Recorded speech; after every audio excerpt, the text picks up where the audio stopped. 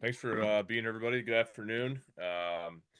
Just want to say a couple opening remarks. It's obviously a very exciting time for me and my family. 9 years in Indianapolis, and to be honest, I always thought I'd play my whole career in one place. The last couple years kind of changed a little bit in that perspective. So very excited to be a Viking. Just want to say, a huge shout out to my wife, Emma. Been my rocks for, going on 9 years now, and couldn't do what I do without her. My kids who, put perspective back into my life in a way that I never saw, possible. All the family and friends who've helped me get to this point, and going into year 10 is, you don't get there by yourself, right? So those are the first people I want to thank. Obviously, the Vikings ownership, met a few of them already. Mark and Ziggy Wolf, KOC, Quasi, Ryan Grigson, who drafted me in Indy, 9 years ago, making it possible for me to get here. My agent, Jimmy Sexton.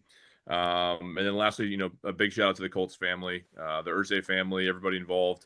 Obviously, it's kind of been some iterations throughout my 9 years there, but to be in one place for 9 years is pretty impressive. And I couldn't have done it without a lot of help from people in that facility. So with that being said, fired up to be here, and fire them away, man. Here we go. All right, Ryan, welcome to Minnesota. I'm just curious what the process was like of deciding on the Vikings and what tipped the scales for you to decide to come here.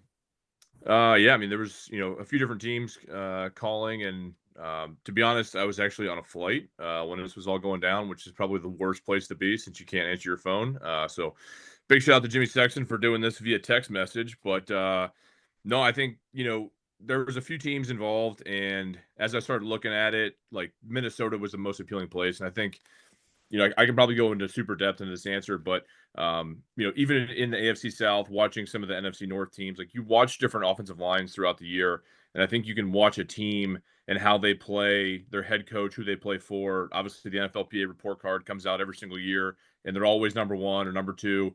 So all those things kind of go into it, and I saw from afar more, descriptively, it was just how well the offensive line played together. You could tell that that team really relies on the offensive line, and they're a true, band of brothers mentality, and that's what I was looking for. So I think when you couple all those things together, that's ultimately what, pushed me over the edge to go to Minnesota. Hey Ryan, welcome to the team to Minnesota. Obviously, you and Will are both coming over from Indianapolis. I guess what is it like to for you both to come at the same time, and how much does that help as well? Because just as you mentioned, the Vikings offensive line, like a lot of them have been together for a long time, and so Mhm. now some new faces, but familiarity with each other. Yeah, which is always tough, right? It's the one thing in Indianapolis was that every offensive lineman there was drafted there, so we'd never been anywhere else. So, uh, when you've been in one place for 9 years, you get comfortable, and as you go and start a new journey, a little bit nerve wracking at times, right? And then, 10 hours after I agreed to terms, I get a call from Will Fries. It's like, "Hey, man, I'm going to Minneapolis too," and I was like, "There's no way. I mean, that doesn't happen, right? It doesn't happen in free agency. So it doesn't happen to go to the same team, right?" So long story short is I think it's an amazing opportunity for the both of us to come in with some understanding of each other, because O-line position is the only position on the field where we truly rely on everybody else around us to do our jobs, right? It's 5 is 1, has to be that mentality. And any coming into the new season with any prior playing experience with another guy next to you is obviously a big thing. So coming in with that mentality, and I know what kind of mentality he brings. He knows what I bring. It's gonna be an exciting time. Hey Ryan, I just wanted to follow up. You had mentioned the last couple of years your perspective changing on staying in Indianapolis. Just what had changed, and why were you maybe anticipating this? I think it was just time to move on, right? I think it was some frustrating times through certain years. Obviously, it's no surprise I've had 13 different quarterbacks since I've been there. So, I always envisioned myself playing in one place for my entire career. Um, there was no like negative impact or no major event that happened where it really pushed me over the edge. It was just I think when I left last year, and there was no guarantees in my contract. I was a free agent. It was exciting for me. Like I felt like I was okay. It's time for me to maybe check out what else is out there and move on and have a new perspective in this career. And so yeah, I can't say there's like a specific event. It was just like I'll miss the guys in the O line room, and I'll miss a bunch of people there. But in my heart, I just knew it was time to move on. And I kind of felt that way the last like year and a half. So Yeah, Ryan, I guess we don't know for sure, but in the event JJ McCarthy ends up being the quarterback here, I'm curious how you would see your role as a veteran center in terms of helping a first-time young starter at that position. I guess that's the one great thing about having so many different quarterbacks was I got a new perspective on each of them, and they all have their own quirks or how they see the field or their cadence they use, and it's all encompassing because that position, you can't win without it, right? And they control the offense, they control the team, and so just having some brief conversations with JJ so far and getting a kind of a feel for people in the facility and how they view him is. He's fiery, man. Like he's got some stuff to him now, and he's got that energy that you want as a quarterback, right? And as a young guy who missed his entire rookie season, I think you need that edge where this guy's like, he wants to prove who he can be in this league. He wants to lead this team to an NFC North title. He wants to go to the NFC Championship game with Super Bowl. And I think he also understands like there's a lot that he hasn't seen, doesn't know. And so, for the last 9 years, for the most part, I've been in charge of the run game and the pass game and all the blitz lookups and all those. And so I think that was what I bring to this table is, hey, there's a young guy who we really believe in, who we know has the fire and the passion to be great. He just might not be able to see everything right away. So it's helping the offensive line, and leading the offensive line to run the ball, to pass protect. The way that we can score points in this league is that's how you do it. Right, along those same lines, it seems like, and I'm sure you watched the Super Bowl, there's a lot of freakish defensive tackles in the league. A lot of teams like, with Brian Flores sending crazy blitzes up the middle, attacking you guys. You guys in Indianapolis sustained a good interior pass protection. I guess what was the key to that in a changing league where there's a lot of new freak defensive tackles always coming in and a lot of different types of blitzes and things being sent up the middle? Yeah, I think it's multiple things. Certainly you have to have the right protections, right? And that starts from the offense coordinator, the quarterback coach, the offensive line coach, and it's a peer-to-peer mentality, right? It's like we're both in this together. As a coach, I can watch film for hours and hours, and I can watch this team of what Brian Flores does, and I can get us in the best rules potentially possible. But if my guys don't believe that they can execute it or the call doesn't make sense for them, like it doesn't matter. So it has to be a communication on the coaches and the players at the same time. It also comes from the trust, right? The offensive line coach has to trust that the five of us, no matter what, and you can always play armchair quarterback on Monday and look back at the film and say, well, he should have been in this call, this call, this call. But those guys are out there doing it live. So I think it's the belief that the players have in the offensive line coach and the rest of the coaches to go out there, execute the call, play fast. We're going to make mistakes, but as long as we're all wrong, we're all right, right? I think that's the key to any offensive line playing well. And it's also the belief that you bring five guys together in April, and you have real conversations, you have real meaningful, discussions of who we are. You build a room that way in April, and you start seeing the dividends of that paying off in August, September, October, November, December, when these guys are playing 5-1, right? And even though there could be injuries here or there, guys might miss a game here or there, like you protect the sanctity of the room, and that's how you protect the sanctity of the pocket. So that's kind of, I guess, in a little bit of way, that's kind of a corny finish to that answer, but that's how it is, man. That's how we did it in Indy, and that's how you look at great offensive lines around the league. That's how they do it.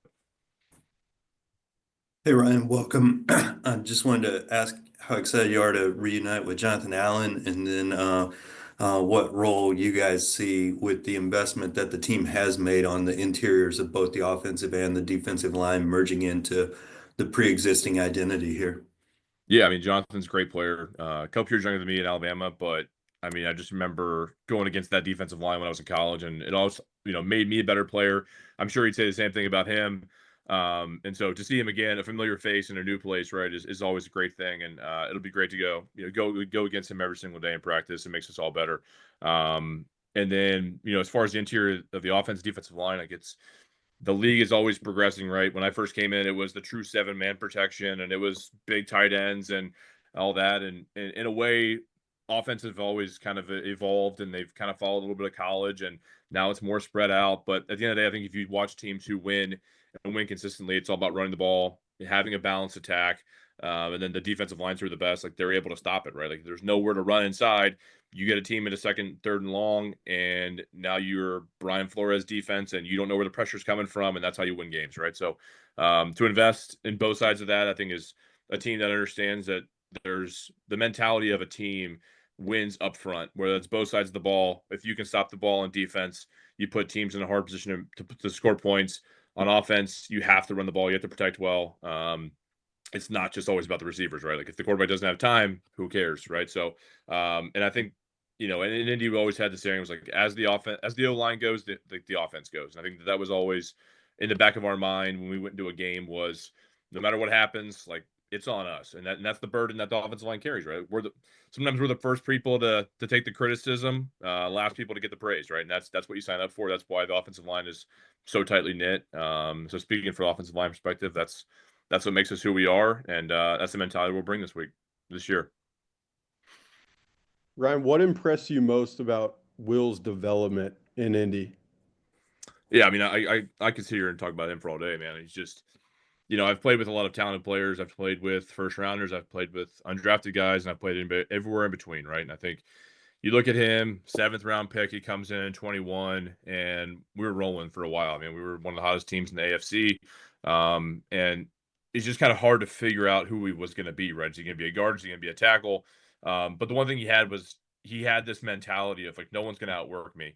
And also, he's the ultimate glue guy. And I say that not because glue guy is like a demeaning term. It's the guy that holds the room together, right? It's the guy that is always going to break people's balls, or he's going to give you shit, and it's like that's a great guy to have in the room and in the locker room, because like offensive linemen need that. Like you got to have that edge, and we all kind of brought that from him a little bit, and it was cool to see him mature into that role. And as a 7th rounder, play really well in 23. Plays the entire season. We're like, man, this guy is like this is his home. This is his position. He found his niche.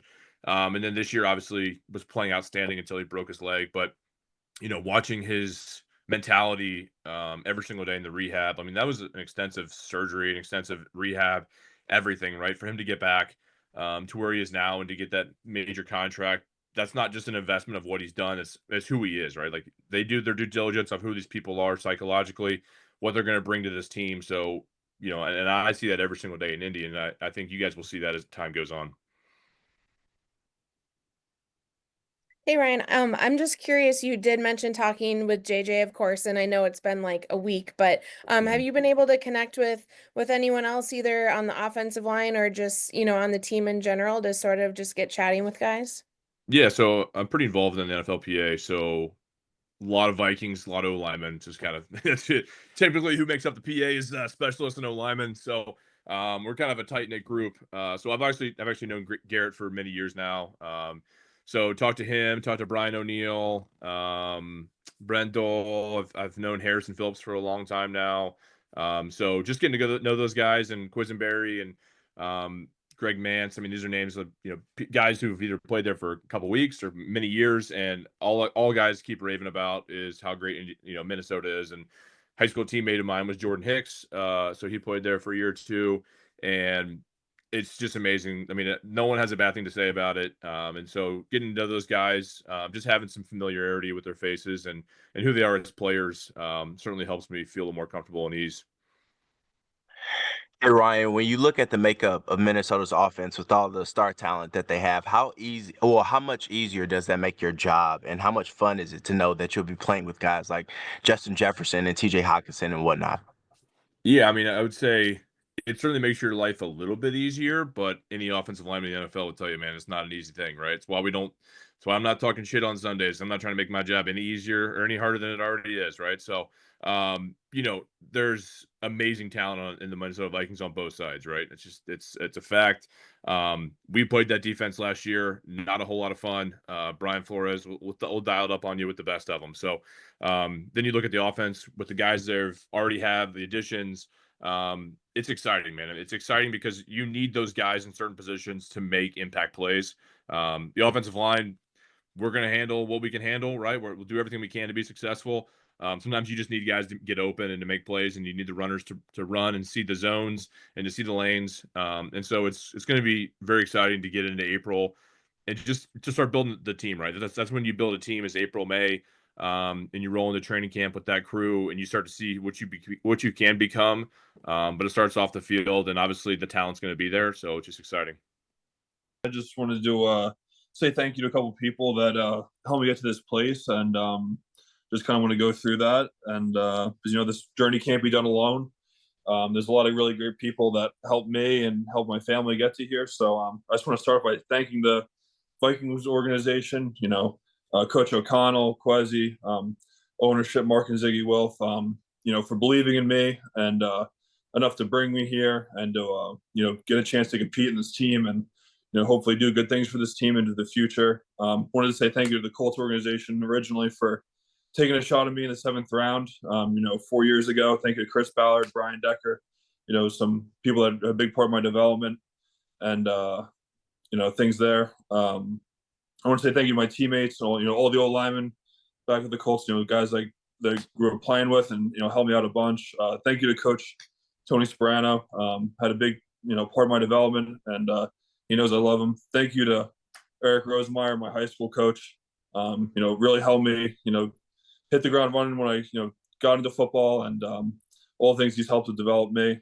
And then finally, my fiance, Isabel Tarian, she's been a big part of my support group and helped me go through all the thick and thin and all the things that have been, going on in my life.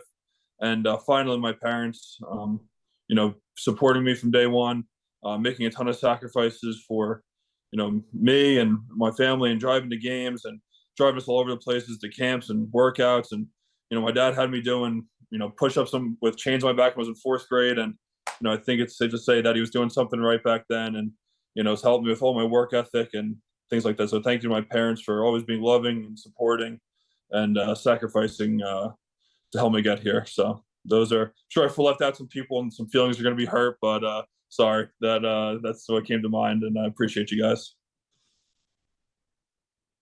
Appreciate it, Will. We'll get started on questions. Matthew can kick us off.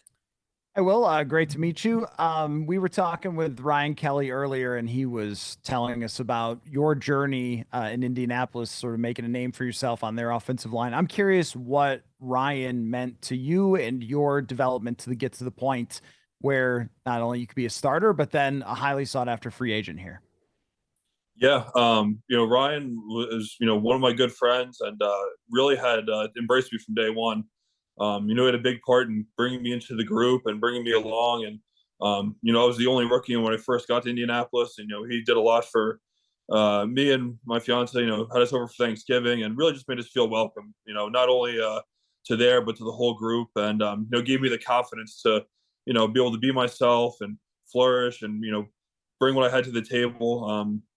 When we starting together, him being a veteran for so long before I got there. And being able to work with him and kind of communicate with him, he's super easy to work with. So he's had a huge part in my development.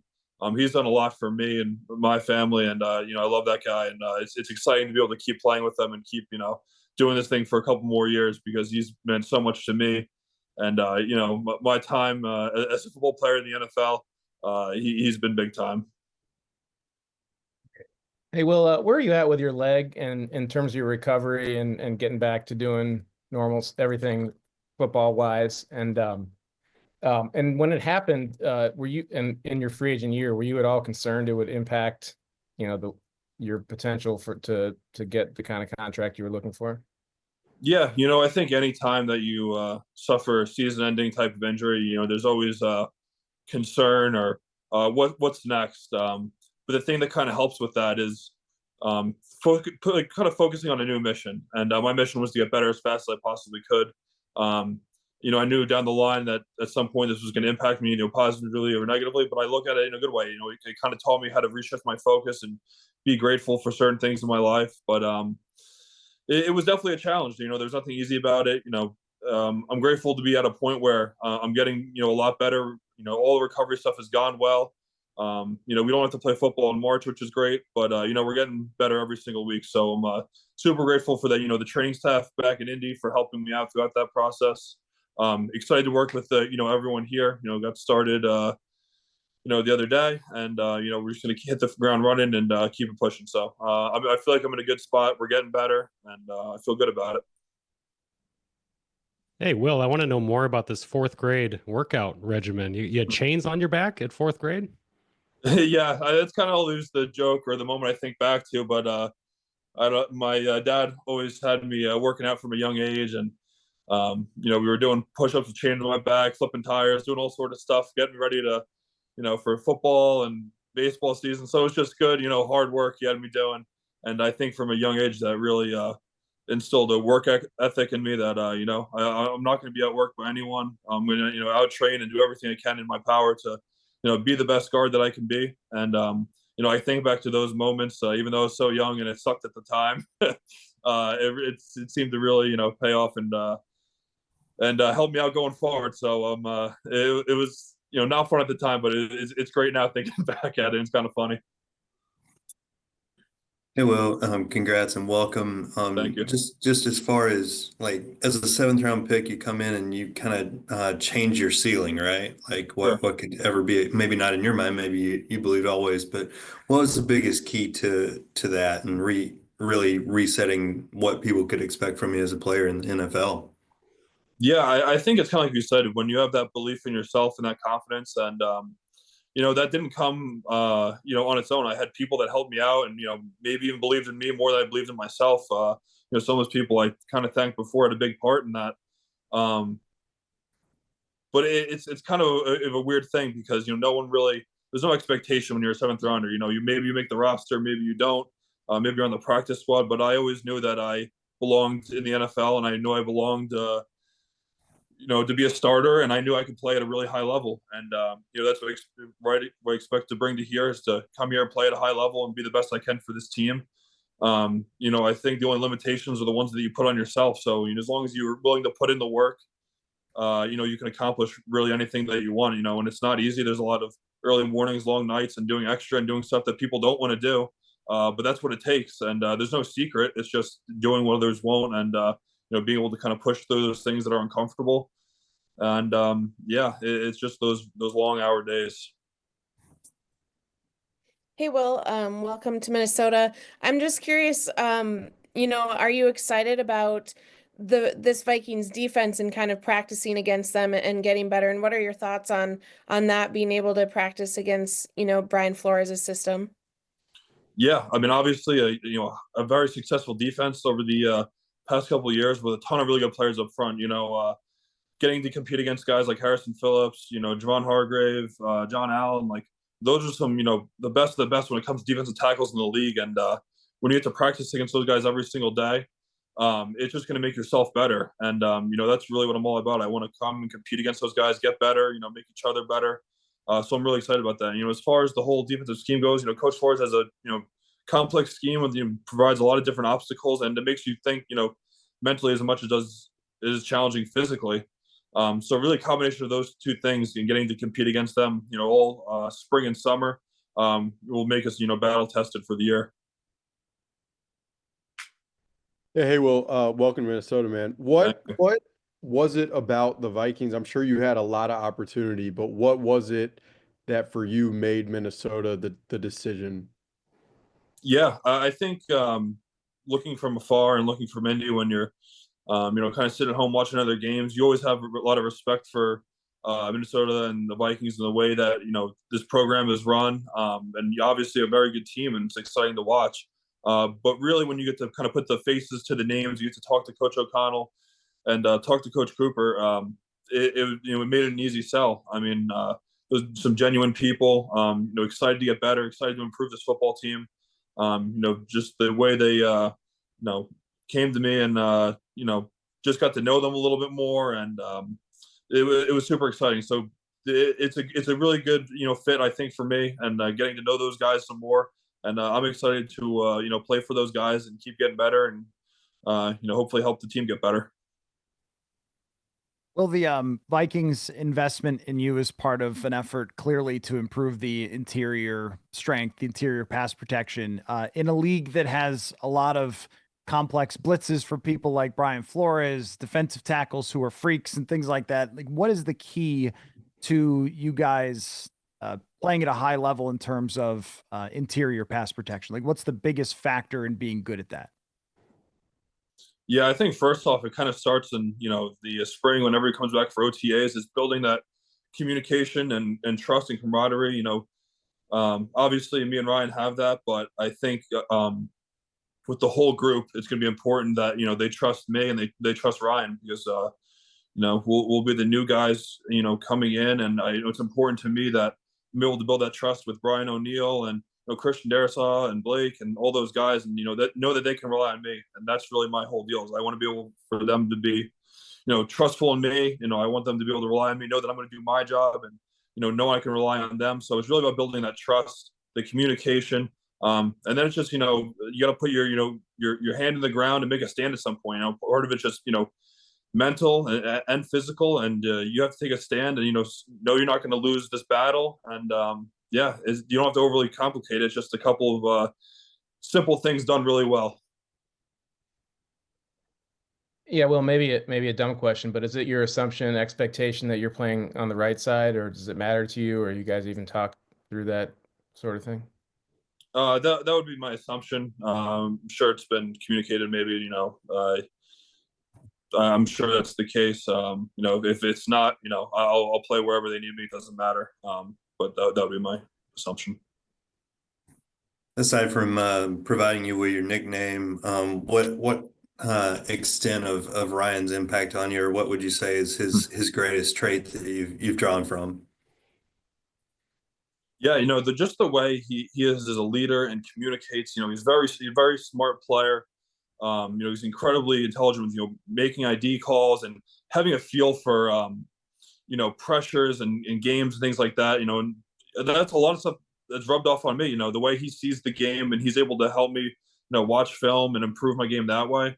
It's been huge, and for us to see the game through the almost the same lens of eyes, that's a big plus for the both of us. Maybe you could just kind of give us an idea of what the last week or so has been like for you, how you found out about the trade, and your reaction to becoming a Minnesota Viking. How that. Oh, it was good. Yeah. So the process basically, my agents, they hit me up.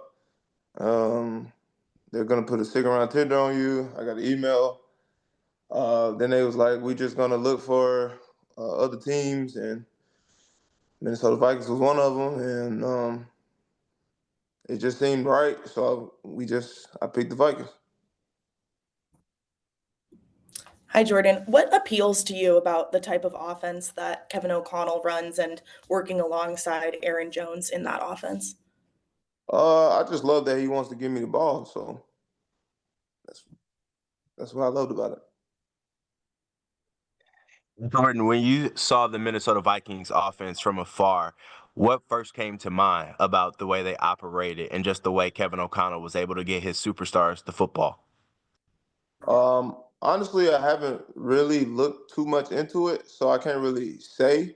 Like I said, he wants to give me the ball, so that's where I'm at. Jordan, along those lines, how do you see it working with you and Aaron Jones? I mean, he's a older veteran, has had a great season last year, and you had a great season. How do you sort of see that meshing together? Oh, I see it working great. When football actually plays out, some things hit the fan, some things work. So we'll see how it goes. Hey, Jordan, just tell us a little bit more about yourself. What was it like in San Francisco the last few years, and what was it like taking over for Christian McCaffrey last year? It was great. Being undrafted, then taking over a place that a guy plays crazy football. It was pretty good. It was pretty fun to be there, and now to have another opportunity at another place, it's great. Jordan, what do you remember about the week 2 game in Minnesota? Actually, I said this before. I said it was the humidity in the dome. They had it closed at first or whatever, something like that. And I thought they were doing it on purpose. I don't know. I thought they had fans on their sideline, and we were just over there sweating. And, yeah. So that's what I remember most. Hey, Jordan, welcome to Minnesota, to the team. I'm just curious if you've had a chance to connect with anybody on the offense, like if you've been able to chat with Aaron Jones or anyone else on the team yet. Well, thank you for that. I've chatted with a few guys. I've chatted with Aaron Jones, chatted with QB, JJ, chatted with a few guys on the offensive line, chatted with CJ Ham, chatted with a few guys. Hey, Jordan, we got to talk to Javon yesterday, and he was telling us about how their side of the football started noticing you in some of the camp practices when it was determined you were going to get more of a workload last year. Just describe what it's like to earn respect of veterans like that, and then maybe tell us a little bit about what you see in his game. Yeah. Well, you earn respect by hitting somebody in the mouth. So, we've collided a few times before in the camp. So, we respect each other and whatnot. I admire his game. I've seen him a few times in the backfield, so I admire his game. I don't really look at it from the defense side, but I see him in the backfield. So yeah. Talk about hitting somebody in the mouth. The Vikings could use some of that physicality on the offensive line, in the running backfield. Just did they talk to you about that? Just kind of wanting exactly what you intend to bring here? They want me. They told me they want me to be myself, and so that's all I'm gonna do. That's what I bring to the table. So yeah. Jordan, why do you think you went undrafted? Why do I think I went undrafted? Well, I think scouts, a lot of them see the stars. They see, basically they can't see this. They can't see the heart that other people have, and if you don't have the stars, then it's kind of hard to find the people like guys like me. So yeah, that's what I can say about that. Jordan, the physicality that you play the game with, like, where does that come from? Has that always been something you've prided yourself on? And I guess when's the first time you felt like you enjoyed that part of the game? I guess it came from not really having much speed. So shoot, you gotta do something to get there. So that was one of the things that I picked up early. Jordan, just to circle back with Aaron Jones, obviously he's one of the best running backs in the league over the last decade. I guess I wonder, do you study a player like him? Like, what do you observe in his game that you could take away for yourself? Man, I would be lying if I say I just study running backs. I don't really study running backs like that because I feel like I'm kind of different than other running backs. Now, should I be studying? I probably should because I need to pick up on more things in my game. But yeah. Jordan, what do you feel like you could add to your game, or what's lacking from your bag that you'd like to kind of add to it? If I was that guy, down the field catching, like say like go balls or stuff like that, but that's not my area. So just route running in period. So yeah.